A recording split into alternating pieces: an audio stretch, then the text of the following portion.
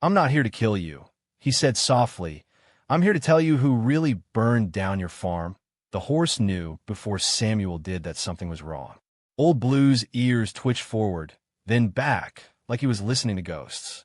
Samuel pulled the reins tight and stopped at the ridge that looked down on the Henderson place. What he saw made his stomach turn cold. Smoke still rose from the ruins. Not the thick black smoke of a fresh fire, but the thin gray whispers that come when everything worth burning has already turned to ash. The barn was gone. The house was gone. Even the chicken coop that used to sit by the creek had been swallowed by flames that must have burned all night. Samuel's hand moved to the wanted poster folded in his coat pocket. James Henderson, $500, dead or alive. The railroad company had been clear about what they wanted. Henderson had been asking too many questions, stirring up trouble among the other farmers, making noise about land rights and property lines. Men like that were bad for business. Samuel had taken the job because $500 meant winter food and a roof that didn't leak.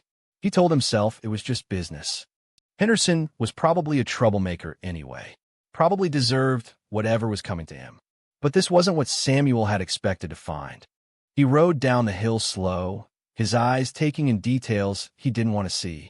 The fire had been too perfect, too complete. Barns sometimes caught fire from lightning or careless lanterns. But this looked like someone had wanted to make sure nothing would ever grow here again. The ground around the burned house was torn up by horse hooves. Too many horses for a family farm. Too many hooves moving in the same direction, like riders who knew exactly where they were going and what they came to do. Samuel dismounted near what used to be the front porch. His boots crunched on broken glass and charcoal. The morning air tasted like ash and something else he didn't want to name. Something that made his throat tight. That's when he saw her. She was sitting in the middle of what used to be the kitchen, her back straight as a fence post. Maybe 10 years old, with dark hair that hung in tangles around her face. Her dress was torn and dirty, but she held herself like she was sitting in church on Sunday morning. In her arms, she clutched a doll. The doll's face was burned black, and most of its yellow hair was gone. But the girl held it like it was the most precious thing in the world. Samuel stood there for a long moment, not knowing what to say. He'd come here to kill a man, not to find a child sitting in the ashes of her home. The gun on his hip felt heavier than it had that morning. "Little girl," he said finally, his voice coming out rougher than he meant it to. She looked up at him then. Her eyes were blue like winter sky, and they held no fear. That was what struck him most. She looked at him like she was seeing right through to his bones, but she wasn't afraid. "My name is Mary," she said. Her voice was quiet but steady. Mary Henderson. Samuel felt something twist in his chest. Henderson. The name on his wanted poster. "Where are your folks, Mary?" She looked back down at her doll, smoothing what was left of its hair with one small finger. "They went to town yesterday. Pa said they'd be back before supper." She paused, still looking at the doll. But they didn't come back. Samuel's eyes moved over the ruins again. If Henderson had gone to town, then whoever did this had known he'd be gone. They'd waited until the family was split up, until they could take their time. "How long you been sitting here?" he asked. "Since the fire went out." Mary's voice was so matter-of-fact it made Samuel's skin crawl. "I hid in the root cellar when the men came. When I came out, everything was gone." "What men?" "The men with the torches." Mary looked up at him again. They wore masks over their faces. But their horses were fancy. City horses, not farm horses. Samuel knew what that meant. Railroad men, company men, men who got paid to make problems disappear. He knelt down in the ash beside her, not caring that it would stain his pants. This close, he could see that she'd been crying. Her cheeks were streaked with clean lines where tears had washed away the soot. "Mary," he said softly, "I need to ask you something. Did your pa ever talk about the railroad? About men wanting to buy his land?" Mary nodded. "Pa said they wanted to run trains through here. But this was his land. His pa's land before that. Pa said some things aren't for sale." Samuel closed his eyes. He could see how it had played out. Henderson refusing to sell. The railroad company getting impatient. Someone making a phone call to someone who knew someone who could make problems go away quietly. Someone like Samuel. "Where will you go?" he asked. Mary shrugged. Don't have nowhere to go. My aunt lives in Kansas, but I don't know how to get to Kansas. She looked down at her doll again. Maybe Pa will come back. Maybe he just got lost. Samuel felt something break inside his chest. She was waiting, still waiting for parents who would never come home, because men with money and power had decided her family was in the way. Men who had paid Samuel to make sure there were no witnesses left to tell the story. The sun was getting higher, and the shadows were starting to shrink. Samuel looked at the girl sitting in the ashes of her life, holding a burned doll like it was hope itself. He thought about the wanted poster in his pocket. He thought about $500 in winter food and a roof that didn't leak. Then he thought about fancy horses and men with torches and a little girl who'd hidden in a root cellar while her world burned down around her. Samuel stood up and brushed the ash off his knees. "Mary," he said, "I think your pa might be in some trouble, and I think sitting here in the ashes ain't going to help either of you." Mary looked up at him with those winter sky eyes. "Are you going to hurt me?" "No," Samuel said. The word came out before he'd even decided to say it. "No, I'm not going to hurt you." For the first time since he'd found her, Mary's face changed. Something soft moved behind her eyes, like hope trying to peek around the corner of fear. Samuel looked at the ruins of the Henderson farm, then at the girl who was all that was left of the Henderson family. He thought about the men who'd hired him and what they'd expect him to do when he found her. But sometimes a man has to choose between the money in his pocket and the person he sees in the mirror each morning. Samuel's cabin sat 2 miles up the canyon, tucked between pine trees that whispered secrets to the wind. It was a simple place. 1 room, a stone fireplace, a table he'd built himself from oak that had taken him 3 days to cut and sand smooth. It wasn't much, but it kept the rain out and the cold at bay. For 3 years, it had been quiet. Just Samuel, his coffee pot, and the kind of silence a man could think in. Now it felt like a tomb. Mary sat in the corner chair he'd pulled close to the fire, the burned doll still clutched in her arms. She hadn't spoken since they'd left the ruins of her farm. She hadn't eaten more than a few bites of anything he'd put in front of her. She just sat there, staring at the flames like they might tell her something about why the world had gone so wrong. Samuel poured coffee into his tin cup and watched the steam rise. The morning light came through the single window in golden bars, cutting across the floor where Mary's small boots didn't quite touch the ground. She looked even smaller in his cabin, like a sparrow that had gotten lost and didn't know how to find its way home. "You want some coffee?" he asked, even though he knew she wouldn't answer. Mary's eyes stayed on the fire.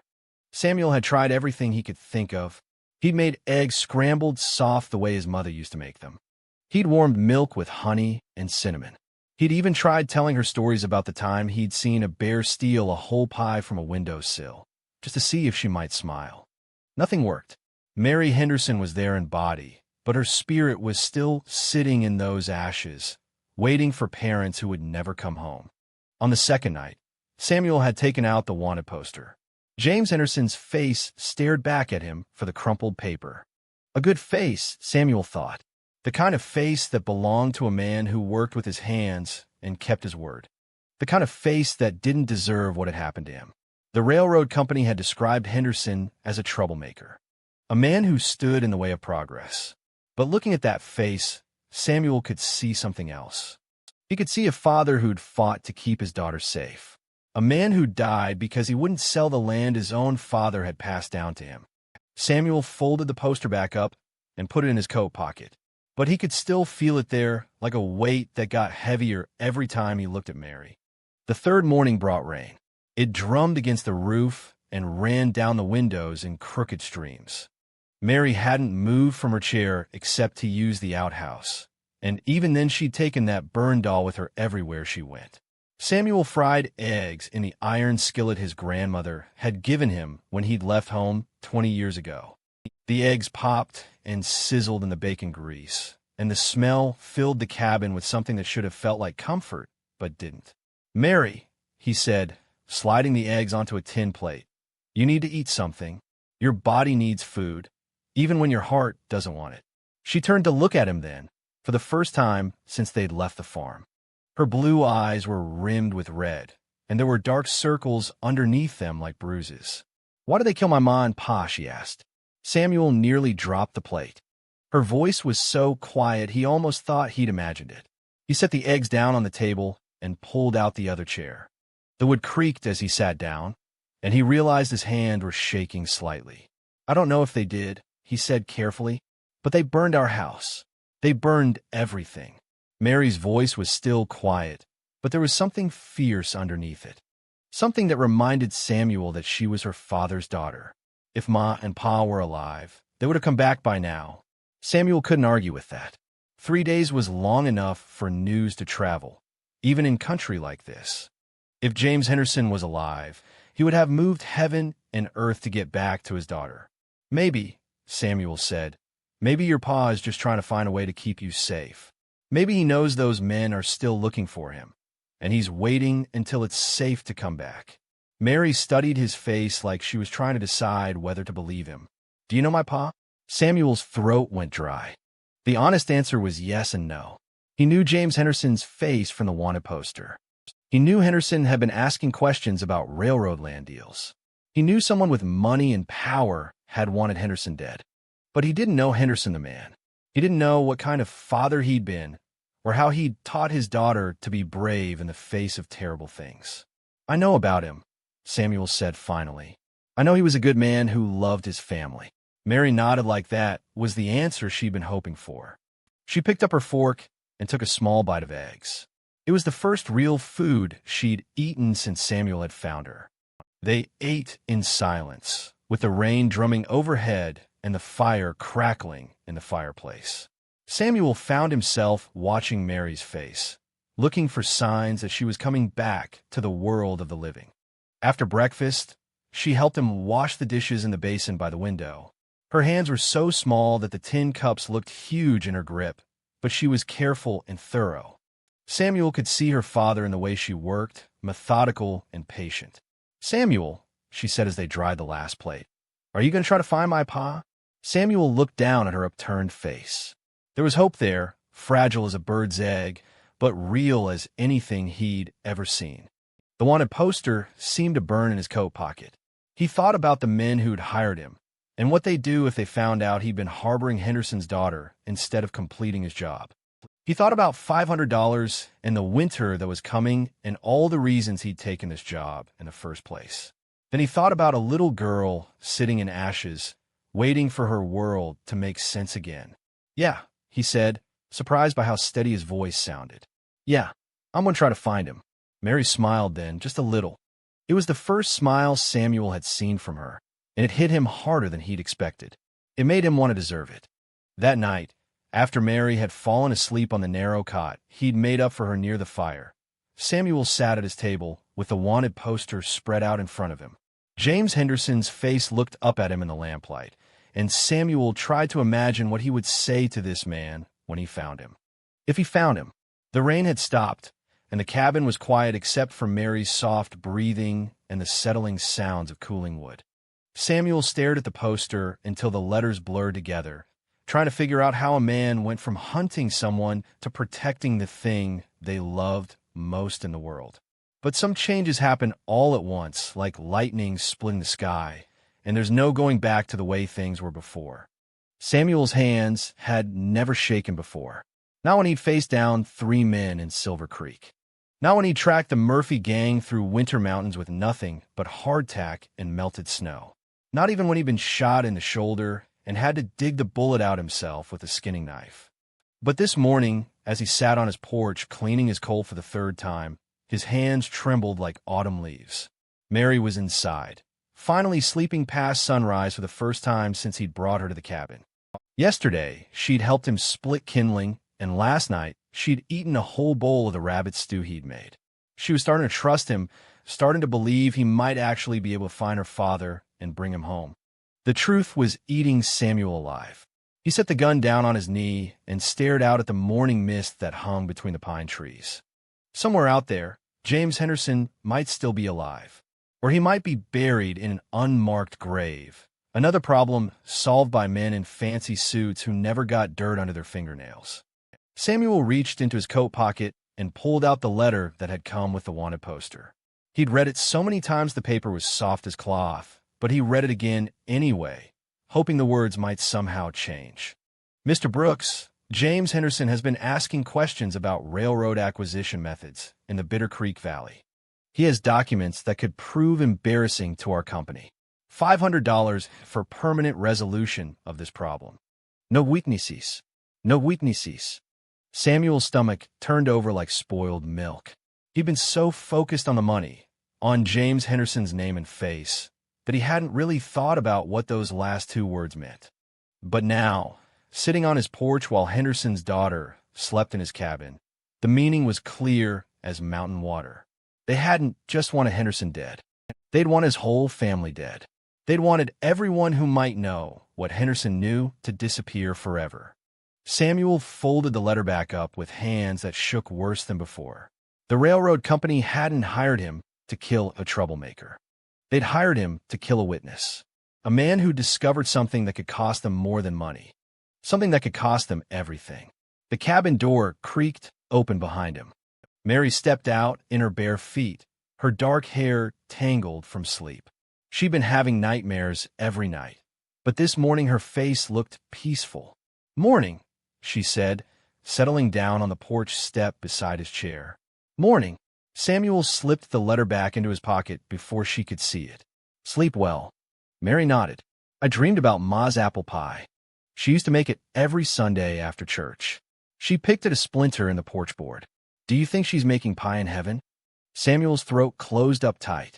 He wanted to tell her that her mother was probably making pie somewhere, that everything was going to be fine, that her father would come riding up any minute with explanations for everything that had happened. Instead, he said, "I think if there's pie in heaven, your ma's would be the best they ever tasted." Mary smiled at that. It was getting easier for her to smile, and that made everything worse for Samuel. "When are we going to look for Pa?" she asked. Samuel had been dreading this question for days. "Mary, I need to tell you something. About your father, and about why those men came to your farm." Mary's smile faded. She turned to face him fully, and Samuel could see her father's determination in the set of her small jaw. "I know Pa wasn't a bad man," she said firmly. "I don't care what anybody says. Pa never hurt nobody." "No," Samuel said quickly. "No, your Pa wasn't bad. He was good. Too good, maybe." Samuel set his gun aside and leaned forward, his elbows on his knees. "Mary, your Pa found out about something the railroad company was doing. Something they didn't want anybody to know about." Mary's eyes went wide. "What kind of something?" Samuel took a breath that felt like swallowing broken glass. They were buying up land for their railroad. But when people wouldn't sell, they were taking it anyway. Burning out families. Killing people who stood in their way. "Like what they did to us," Mary whispered. Samuel nodded. "Your Pa had papers that proved it. He was going to tell the law, maybe tell the newspapers." The railroad company couldn't let that happen. Mary was quiet for a long moment, staring at her bare toes. When she looked up again, her eyes were bright with tears, but her voice was steady. "So they killed him." Samuel wanted to lie. He wanted to tell her that her father might still be alive, might still come home. But Mary deserved the truth, even if it was the hardest thing Samuel had ever had to say. "I don't know for sure. But Mary, I think they did." Mary nodded once, sharp and quick, like she was cutting something loose inside herself. "I knew," she said quietly. "I knew when I woke up in that root cellar and the house was gone. I knew Pa wouldn't have left me there if he was still alive." Samuel felt tears burning behind his own eyes. "I'm sorry. I'm so damn sorry." Mary was crying now, but silently, tears sliding down her cheeks without a sound. Samuel wanted to reach out and comfort her, but he didn't know if he had the right. Not when there was still more truth to tell. "Mary," he said, his voice barely above a whisper, "there's something else. Something about me." She wiped her eyes with the back of her hand and looked at him. Samuel pulled out the wanted poster and the letter. His hands were shaking so hard he could barely unfold them. "The railroad company. They hire me to find your father." Mary stared at the papers, then at Samuel's face. "To help him." Samuel closed his eyes. "No, to kill him." The silence that followed was so complete that Samuel could hear his own heartbeat in his ears. He waited for Mary to scream, to run, to look at him with the fear and hatred he deserved. Instead, she said, "But you didn't." Samuel opened his eyes. Mary was looking at him with something he couldn't quite name. Not fear, not hatred. Something else. No, he said. I didn't. And I won't. Mary folded her small hands in her lap. Why? It was such a simple question, but Samuel didn't have a simple answer. How could he explain that finding her in those ashes had changed something fundamental inside him? How could he tell her that protecting her had become more important than $500, more important than his own safety, more important than anything he'd ever cared about before? Because, he said finally, because you're worth more than all the money they could ever pay me. Because your pa was a good man who died trying to do the right thing. And because somebody has to stand up for people like you and him, even if it's too late. Mary studied his face for a long time. Then she reached out and took his hand in both of her small ones. Samuel, she said, what are we going to do now? Samuel looked down at their joined hands. His were scarred and rough from years of hard living. Hers were soft and small, but they held on tight. I don't know, he admitted, but we'll figure it out together. Mary squeezed his hand. Promise? Samuel thought about all the promises that had been broken in her short life, all the safety that had been torn away from her, all the trust that had been shattered by men who cared more about money than they did about little girls who loved their parents. I promise, he said, and meant it with everything he had left. The morning sun climbed higher, burning off the mist between the trees. Somewhere out there, men in fine clothes were probably wondering why Samuel hadn't completed his job yet. Somewhere out there, a little girl's father lay in an unmarked grave, his secrets buried with him. But here on this porch, holding hands with the daughter of the man he'd been hired to kill, Samuel felt something he hadn't felt in years. He felt like he might still have a chance to be the kind of man who deserved to look at himself in the mirror each morning. The words came slow at first, like blood from a deep cut. Samuel sat on the porch step, his hat in his hands, turning it round and round while the girl waited. Mary stood 3 feet away, still as a fence post, her small fingers wrapped around that cloth doll. The morning air hung thick between them, heavy with the smell of ash and yesterday's rain. I need to tell you something, he said, and his voice cracked like old leather. About your folks. About what really happened here. The child didn't move, didn't blink, just watched him with those dark eyes that seemed older than her 7 years should allow. Samuel had seen that look before, in men who'd lost everything and found out the world was meaner than they'd ever imagined. He started with the railroad men, told her about how they'd come to town 6 months back, dressed in fine suits and carrying leather cases full of papers and promises. How they'd offered money for land rights, for cooperation, for silence. How they'd made it clear that folks who didn't take their offers might find trouble coming their way. Your papa, Samuel said, his voice barely above a whisper, he told them no. Said this land belonged to his family, and his family's family, and no amount of money would change that. Mary shifted her weight from one bare foot to the other. The doll's yarn hair caught a bit of morning breeze. Samuel kept talking, the words pouring out of him now like water through a busted dam. He told her about the second visit, when the railroad men came back with different smiles and harder eyes. How they'd raised their offer.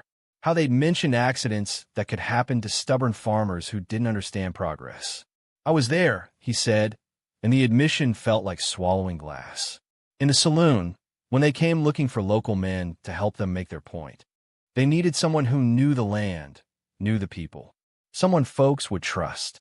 The girl's grip tightened on her doll, but she didn't speak. Samuel told her about the money. 20 silver dollars, more than he'd seen at one time in 5 years.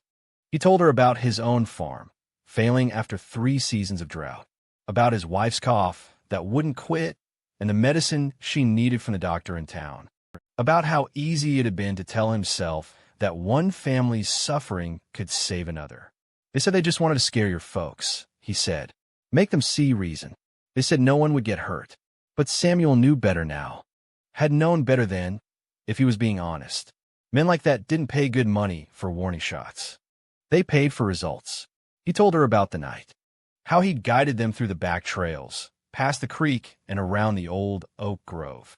How he'd shown them the best approach to the farmhouse, the one that would keep them hidden until they were close enough to do their work. How he'd taken his money and ridden away before the first flame touched the roof. I told myself I didn't know what they were planning, Samuel said. But that was a lie. I knew. Deep down, I knew, and I took their silver anyway. Mary finally moved. She walked to the edge of the porch and sat down in the dust, her legs stretched out in front of her. The doll lay across her knees like a sleeping cat. Did you help them light it? She asked, her voice thin as smoke. No, Samuel said, but I might as well have. I led them here. I took their money. I rode away and let it happen. The silence stretched between them like a rope pulled tight. Somewhere in the distance, a hawk cried. A lizard scurried across a fallen beam, paused, then disappeared into the shadows. What? Mary asked. Samuel looked down at his hands, at the calluses and scars that told the story of 43 years of hard living. Because I was scared, he said. Because I was tired of being poor and watching everything I cared about slip away. Because 20 silver dollars seemed like salvation, and I didn't want to look too close at what it would cost. Mary nodded, as if that made perfect sense. As if she understood how a man could sell his soul for the price of medicine and hope. Your wife, she said. Did the medicine help? Samuel's throat closed up. She died 2 weeks after the fire. The cough took her anyway. All that silver, all that guilt, and she died just the same. The girl picked up her doll and smoothed its dress with small, careful fingers. Mama used to say that money was like water, she said. If you try to hold on to it too tight, it just runs through your fingers and leaves you thirsty. Samuel felt something break loose inside his chest, something that had been frozen solid since that terrible night. He wiped his eyes with the back of his sleeve and tried to find words that might matter. I'm sorry, he said.